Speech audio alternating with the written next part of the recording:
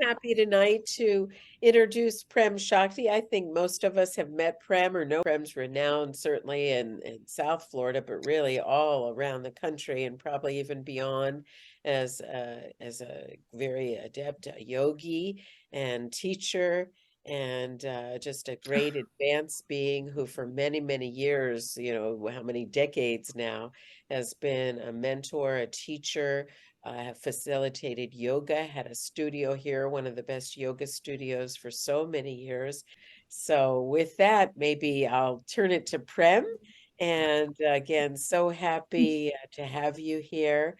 And it's always a treat. It's always a blessing to gather in community of like-minded, like-hearted souls who seek to live the fullest aligned with their spirit. And when we live alone, um, there's a lot of input in the world, constant input, and retreats are so essential. Sacred pauses in the day are essential, and time together is essential. So I usually am booked with something else on Wednesday nights. So that's why I'm not a regular here, but I love those of you who I've known for many years, and I'm happy to meet you, Dave, for the first time. It's a joy. And Christine, it's good to see you again. So here we are, elders in our community as practitioners. Some of us, I just had my 72nd birthday last week. Some of us are a little older than others. And thank you. I'll tell you, my life is full of a practice of will and surrender. And how my spiritual path began was taking my first yoga class. And I may have mentioned this in the past. Stay with me if you've heard this before, but I was taking a yoga class and I fell into a deep state. And when I came out of it, the teacher was gone, the class was gone. It was outside in the woods. Everybody had dispelled, and I was alone. And I was crying. And my heart chakra had just bust open for no reason.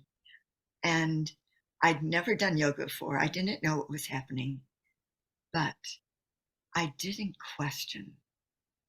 I was taken out of my mind to a state of not even wondering. I was just in direct experience with, oh my God, everything is alive. I didn't want to walk on the grass because I felt like I was harming another. And this direct experience wasn't by my will. And I feel that when we live in states of openness, blessings can flow upon us in unexpected ways and moments. Our practice, or my practice, is to be open,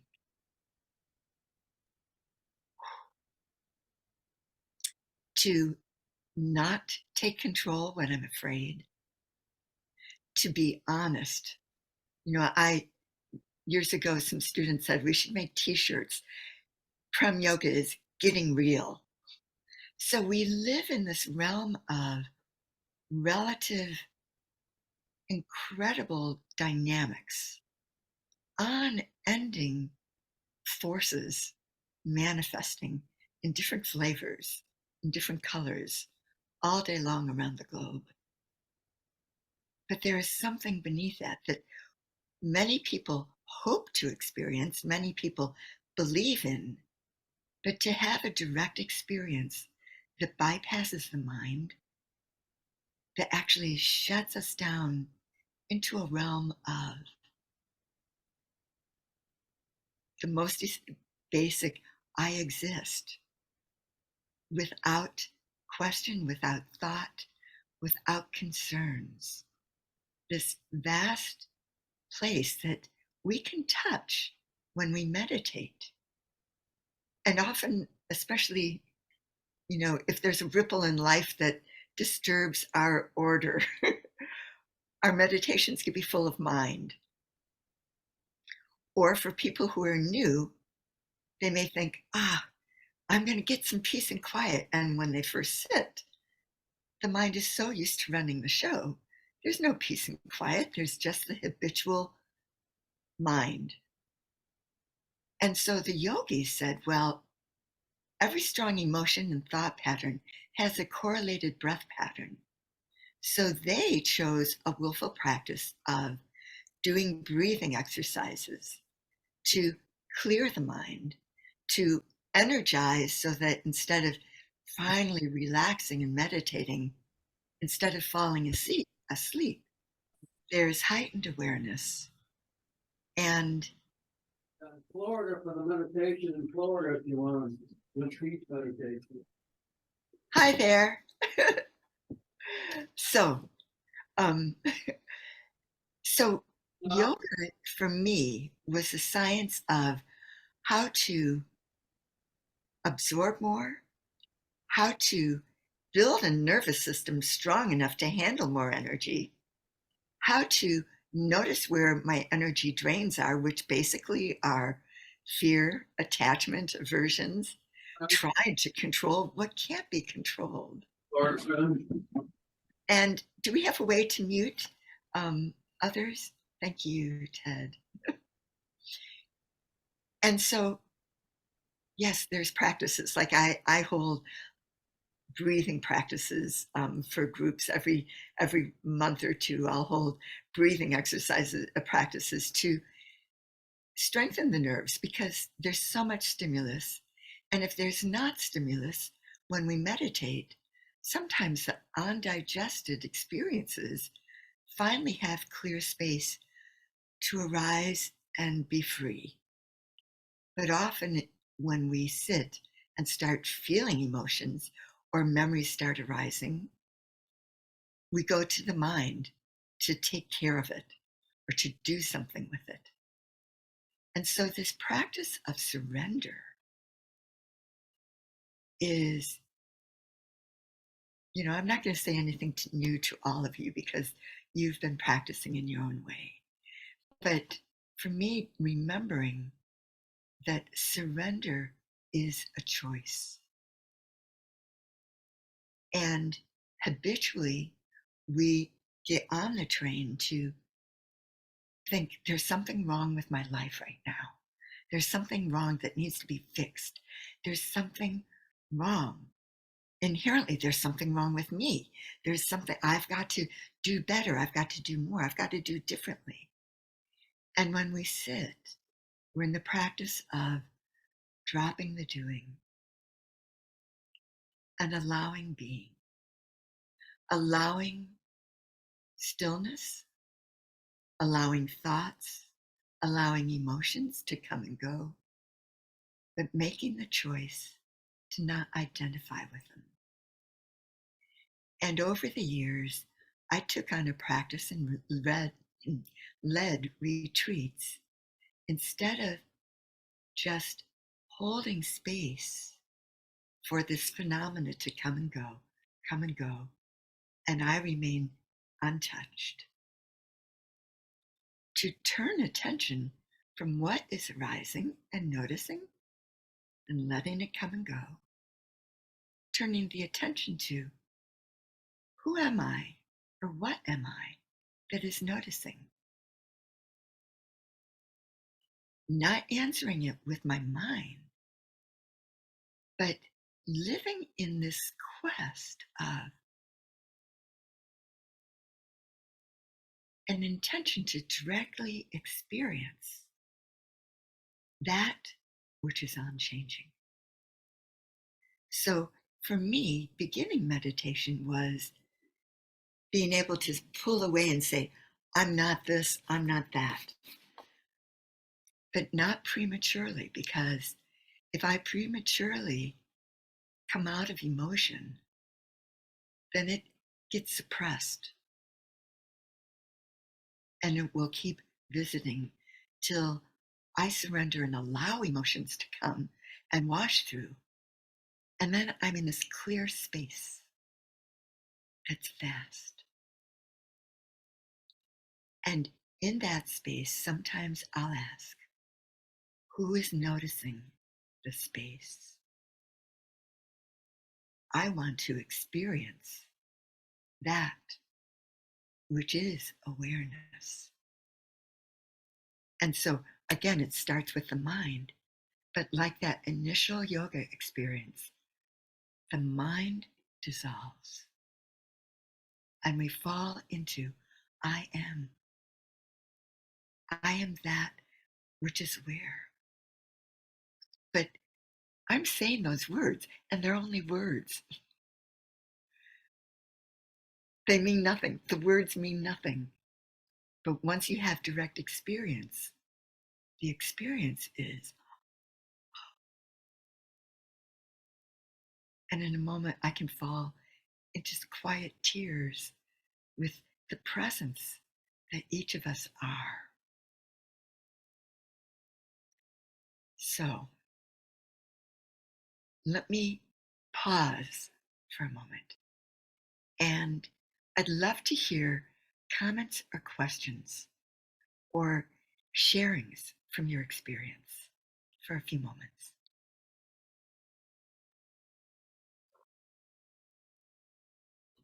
David.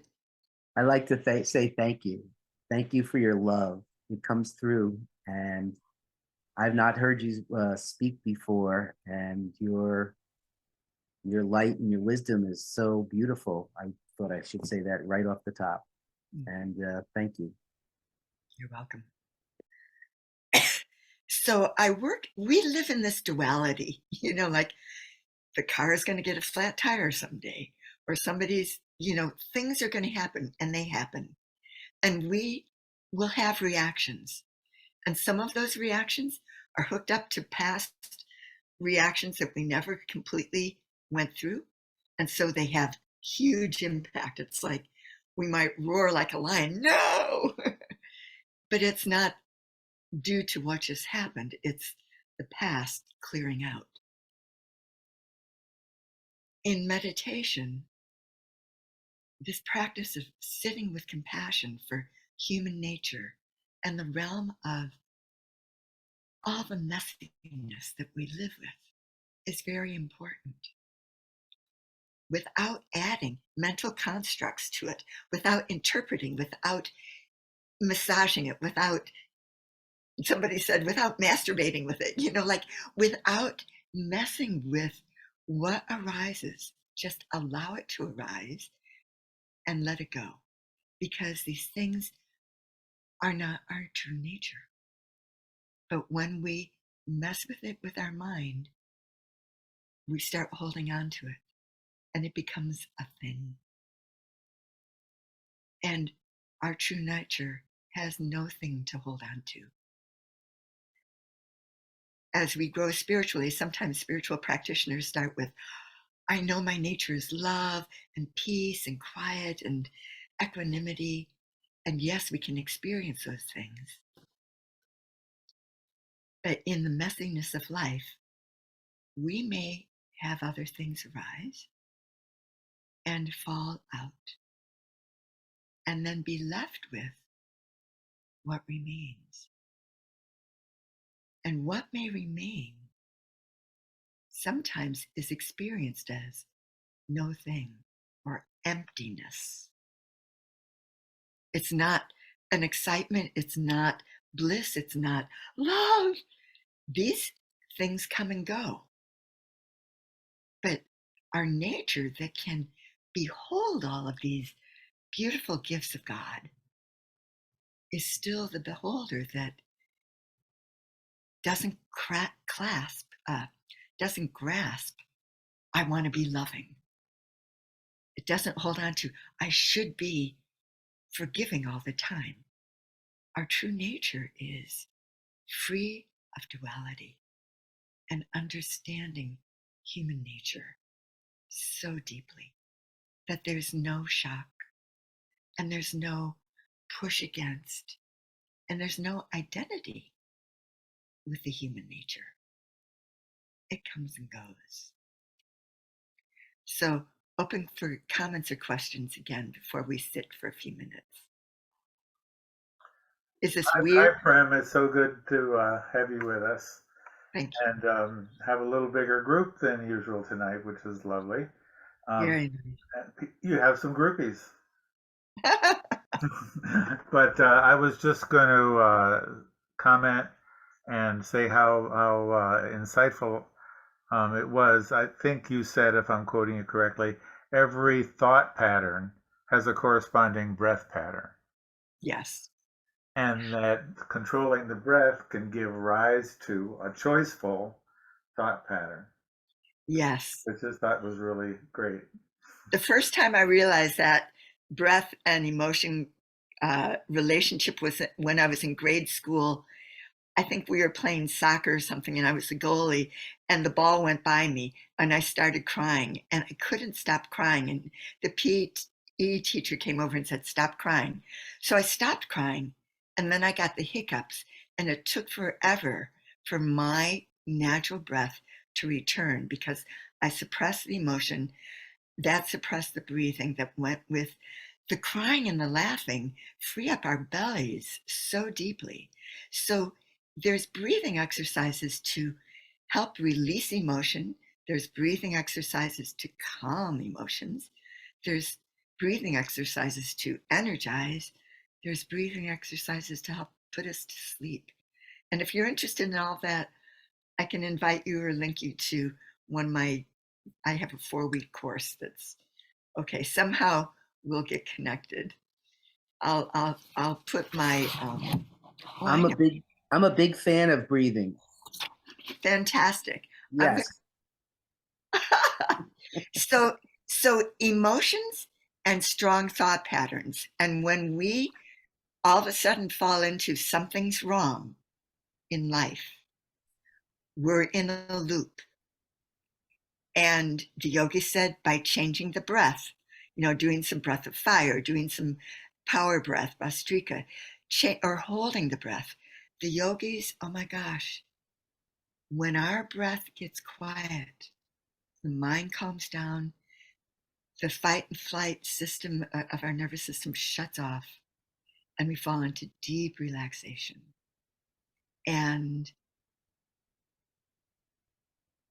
I forgot what else I was going to say. Oh, the breath pauses, the mind pauses. Yogis you'll find naturally, even when you relax at home, the breath gets very subtle. Or when you wake up, notice what's the first thing you see when you wake up? Who's looking out of those eyes? I am. How is my breath? Oh, it's very quiet. It's very peaceful. Can I touch that during the day? That purity when we first wake up. It's our nature to touch at any moment. But the yogi said, it gets masked over and we get involved. So let's shift through a little breathing. Sometimes just 5 minutes can be the reset button and help you digest life as well as food. So let's do a little breathing for a few minutes. Very good. You can mute yourselves again and close your eyes. And for a moment, just circle the head around a few moments. Just unwind any tension that's collected in your neck, your shoulders. Bringing the head back home to center, circle the shoulders up, back, and around a couple of times.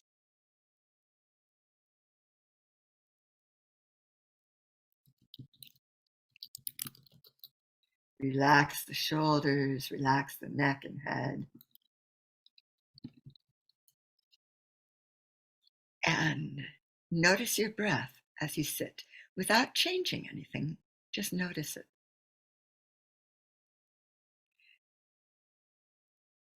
Is it slow? Is it fast? Is it subtle? Is it long? Is it deep? And notice your speed of thoughts. Just be quiet for a moment and notice. We'll have a sacred pause, noticing your breath, the quality of thoughts or speed of thoughts in your mind, noticing the body, the places that are calling for attention and care, and the places that are comfortable.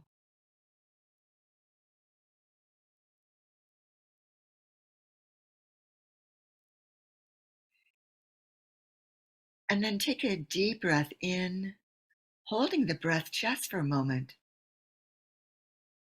and then let it go with a sigh. Ah, let the breath fall out of your mouth a couple of times. I am a deep believer in sighs. Ah, and also in sound and singing. Ah, one more breath in and then let it go. Ah, and then hum. Take another breath in and just make a sound as you exhale. It could be a shh till there's no air left, like shhing a little baby, or a humming. And see what it's like to actually empty your lungs so that there's vacuum for the next breath in. Sometimes we don't breathe fully because we hold on to some of that air. So explore what it's like to fully empty, empty, empty, empty out, creating a vacuum, and then a deep breath in. See if you can feel the ribs expand to the sides, to the back, to the front. How deep is that breath?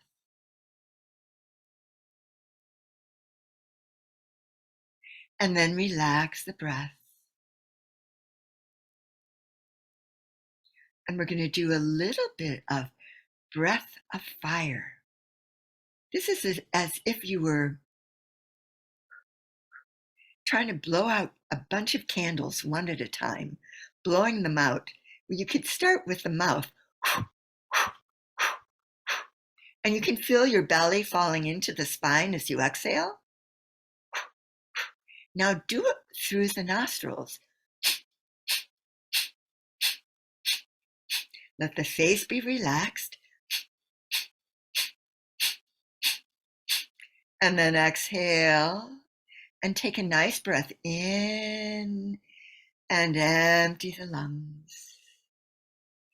And then breathe in 2/3 and hold the breath like a dear old friend, traveling with light through your body. And then release when you're ready. And allow the breath to flow naturally in and out.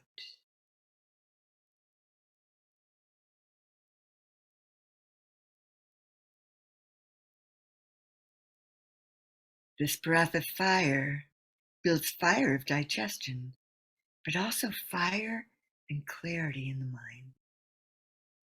Now we'll just pause for a few moments and simply watch the breath in and out.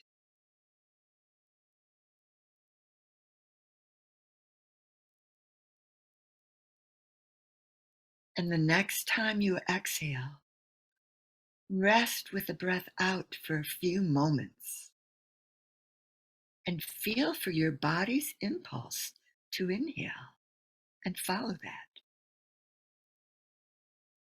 Deep breath in and then rest with the breath out.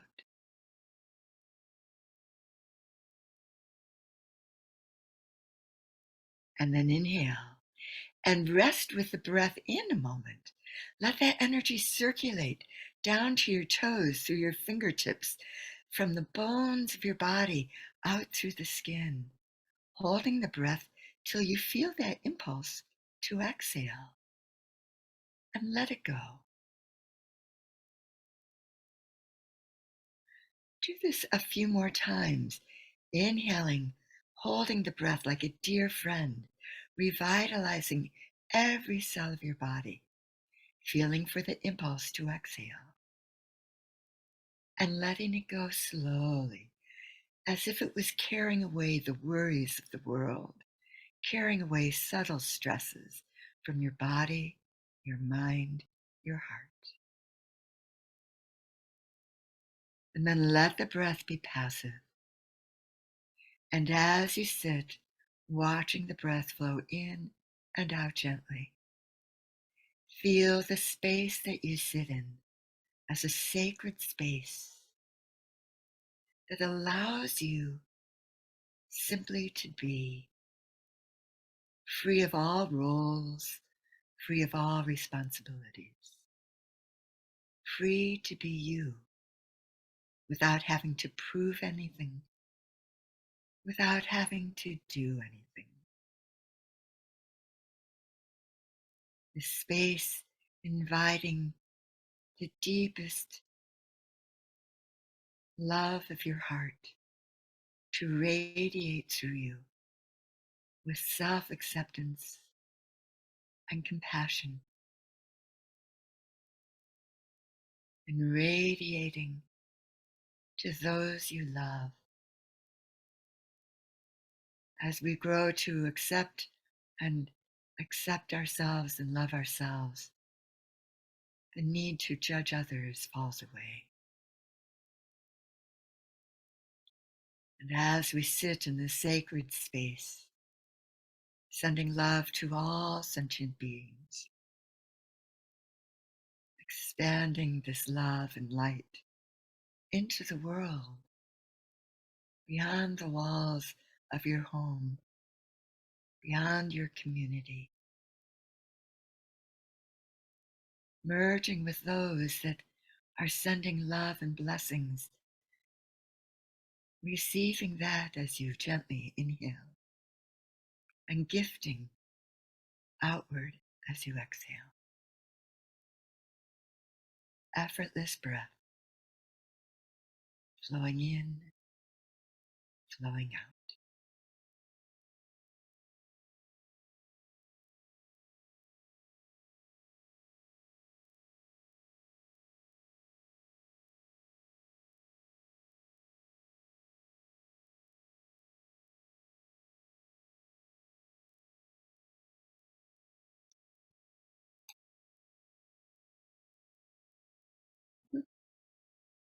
Om. Om.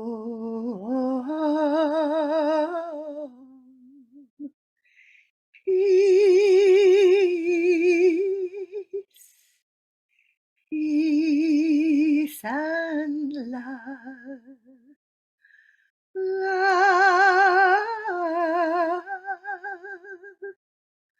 love and peace, love and peace,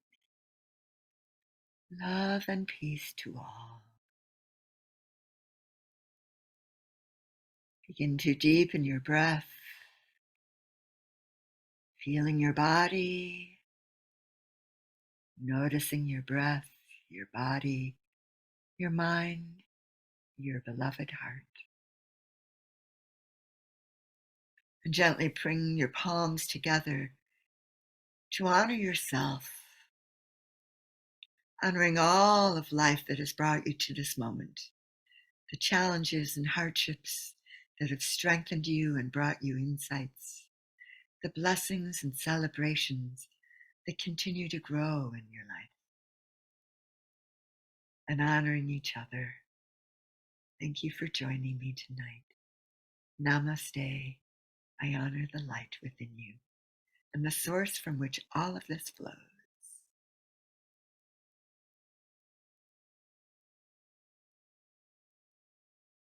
When you're ready, you can open your eyes to greet each other for a moment. And I put my email in the chat room. I hope to get your emails if you want so I can invite you to some things coming up that I'm offering. Some of you come regularly to my meditations, and Maya, thank you so much for having me tonight. I'm so grateful to your presence in the world, and may we all walk with our presence as a gift. Yay. Thank you so much, Prem, really, for what a beautiful evening. And as David mentioned, always your love, your spirit, and all that you bring, the sound of your voice, even the chant there at the end, so beautiful. So thank you for that. Really so wonderful. And again,